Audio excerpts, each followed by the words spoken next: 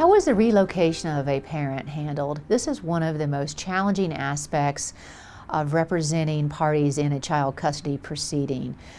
You have a constitutional right to live wherever you choose. The issue then becomes, though, what happens to the children if you decide you want to move? While you may be able to move, it doesn't mean that you can move and take the children with you if that's going to impact the other parent's parenting time.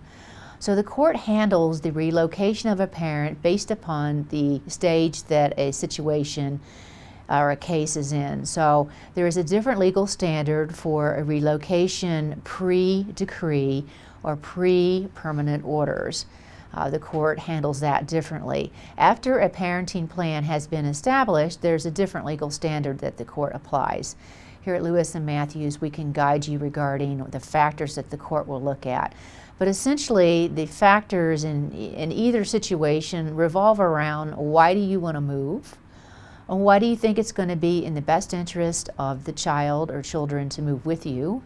And what is the parenting plan going to look like? You have to come up with a parenting plan that is going to enable the other parent, the long-distance parent, to have adequate parenting time with the children. And then you have to think about the practicalities of that. If you have a very young child, how are you going to allow the other party, or how is the other party going to be able to exercise their parenting time? You can't put a 2-year-old easily on a plane to send them across the country. So what are you going to do? How is that going to be handled? And again, with older children who are school age, usually a long-distance parenting plan is going to revolve around their school calendar. A typical long-distance parenting plan involves being away from the children for long blocks of time. So if you're the person who is wanting to relocate with the children, you have to ask yourself whether or not you're going to be comfortable sending the children off to visit the other parent for most of the summer. That is a typical long-distance parenting arrangement for older children.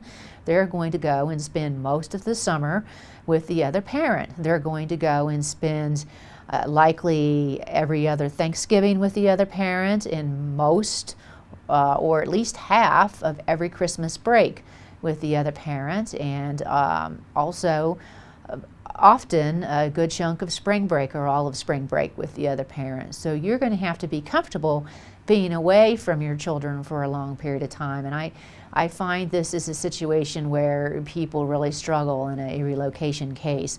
Relocation cases are very difficult because it's just hard to divide up children. How are you going to handle that is one of the toughest challenges that we have here at Lewis and Matthews, and that the courts have in considering what to do if a parent wants to relocate.